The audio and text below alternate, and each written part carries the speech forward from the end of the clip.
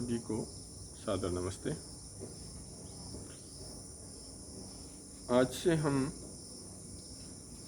उपनिषदों के विषय में चर्चा आरंभ करेंगे। सर्वप्रथम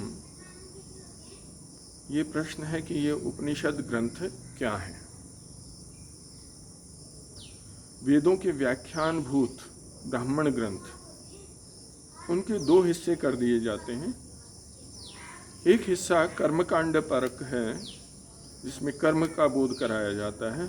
दूसरा हिस्सा ब्रह्म को स्थापित करता है, ब्रह्म के स्वरूप को समझने में मदद करता है, जिसको हम उपनिषद या आरण्यक आदि नामों से हम जानते हैं।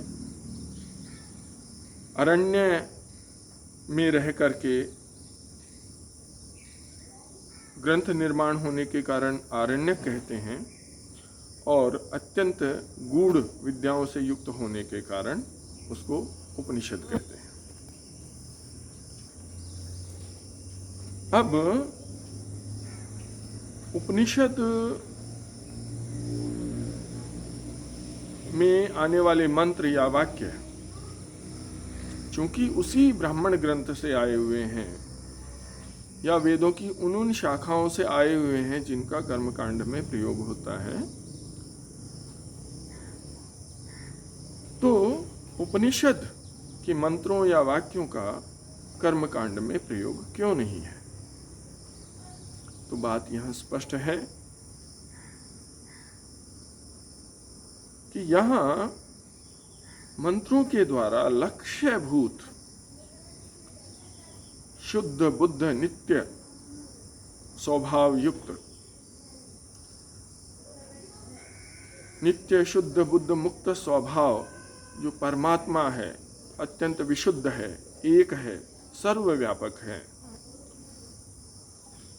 उसका प्रतिपादन होने के कारण से उपनिषद वाक्य या मंत्र कर्मकांड में प्रयुक्त नहीं है,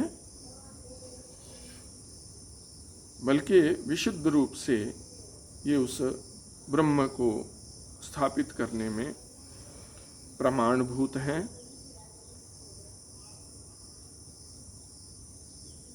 इसके अतिरिक्त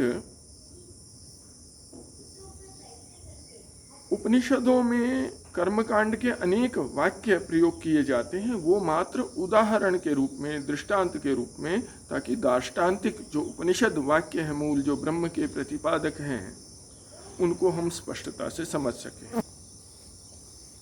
इसलिए इनका कर्मकांड के वाक्यों का उपनिषद में अनेकत्र दर्शन होता है, दृष्टिगोचर होते हैं, परंतु मूल रूप से उपनिषद का उद्देश्य नित्य शुद्ध बुद्ध मुक्त स्वभाव परमात्मा जो एक रूप है, सर्वव्यापक है, उसको जानना है। अब जैसा कि वेदों की 1127 शाखाएं प्रचलित हैं, और इनमें जैसे पतंजलि महाभाष्यकार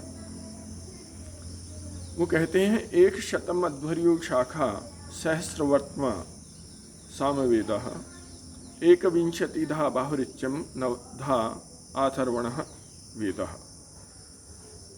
कि ऋग्वेद की यजुर्वेद की 101 शाखाएं, सामवेद की 1000 शाखाएं, ऋग्वेद की 21 शाखाएं और अथर्ववेद की 9 शाखाएं हैं। ये सब मिलकर के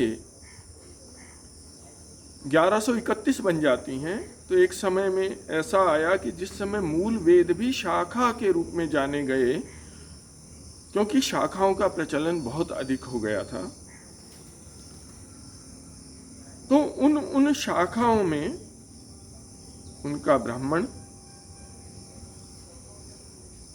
उपनिषद, आरण्यक और 6 वेदांग शिक्षा, व्याकरण, कल्प, निरुक्त, छंद, ज्योतिष, ऐसा मिलकर के 10 ग्रंथों की कल्पना की जाती है।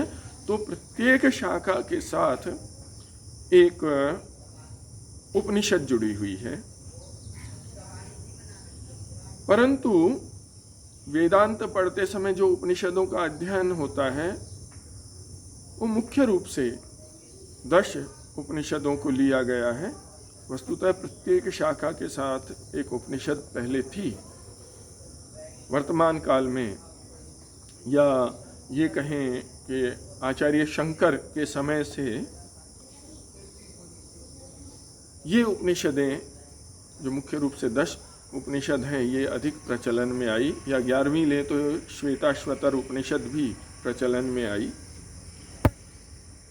अब हम उपनिषदों पे आते हैं तो उपनिषदों में सर्वप्रथम ईशोपनिषद है। ईशोपनिषद जो आज हमारे सामने उपलब्ध होती है इसको हम यजुर्वेद की उपनिषद कहते हैं। लेकिन एक भ्रम है, हम जो यजुर्वेद पढ़ते पढ़ाते हैं वो वाजस्नेयी चरण के अंतर्गत माध्यन्दिनी शाखा के नाम से प्रचलित है, और इस यजुर्वेद का 40वां अध्याय वो प्राय करके ईशोपनिषद से मिलता है। कुछ थोड़े बहुत भेद हैं। तो हम ये कहते हैं कि ये उपनिषद यजुर्वेद की उपनिषद है और वो भी माध्यन्दिनी संहिता से उसका संबंध लगाते हैं और कहते हैं कुछ भेदों के साथ ये यजुर्वेद के माध्यन्दिनी शाखा की उपनिषद है। ये सर्वथा भ्रम है। वस्तुतः ये वाजस्नेयी चरण के अंतर्गत शुक्ल यजुर्वेद में जो 91 शाखा है उस 91 शाखा का 40वां अध्याय है, न कि माध्यन्दिनी शाखा का। तो शाखाओं के बोध न होने के कारण से ये भ्रम है।